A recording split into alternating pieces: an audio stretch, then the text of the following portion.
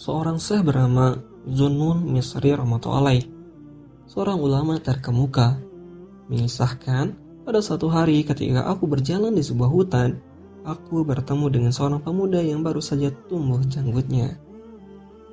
Ketika ia melihatku, tubuhnya gemetar dan wajahnya pucat. Bahkan ia bersiap-siap untuk lari. Aku berkata, aku juga manusia biasa seperti dirimu, bukan jin atau makhluk halus. Mengapa engkau takut kepadaku? Pemuda itu kemudian menjawab, justru manusialah yang paling aku takuti. Lalu aku mengikutinya. Kemudian aku memintanya agar berhenti sebentar. Ketika ia telah berhenti, aku kemudian bertanya, apakah engkau tinggal seorang diri di tempat ini, tanpa seorang pun yang menemanimu atau menghiburmu? Apakah engkau tidak takut tinggal di tempat terpencil seperti ini?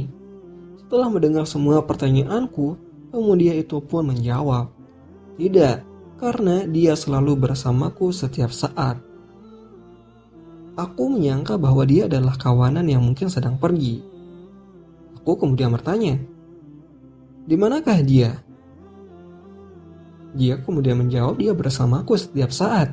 Dia hadir di mana-mana, di sebelah kananku, di sebelah kiriku, di belakangku, dan di depanku. Dia senantiasa bersamaku. Aku kemudian bertanya, apakah engkau mempunyai bekal makanan dan minuman? Ia kemudian menjawab, perbekalan selalu menyertaiku. Aku bertanya, di mana? Dia yang telah menanggung perbekalanku ketika aku dalam kandungan ibuku, juga telah menanggung perbekalanku ketika aku telah dewasa, sahutnya. Aku kemudian berkata, bagaimanapun juga perbekalan makanan dan minuman tetap harus ada, agar ada tenaga untuk tahajud, berpuasa pada siang hari dan beribadah kepada Allah. Pikiran dan tubuh yang kuat dapat membantu untuk mengabdi kepada Allah.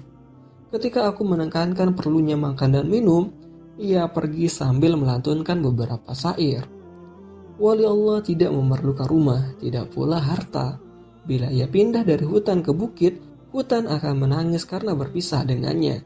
Ia tahan untuk bertahajud pada malam hari dan berpuasa pada siang hari. Ia selalu memahamkan nafsunya dengan berkata, bersungguh-sungguhlah kamu dalam beribadah kepada Allah yang Maha Rahman. Jangan malu karena itulah yang membuatmu terhormat. Ketika ia berbicara kepada Robnya, air matanya mengalir membasahi pipinya.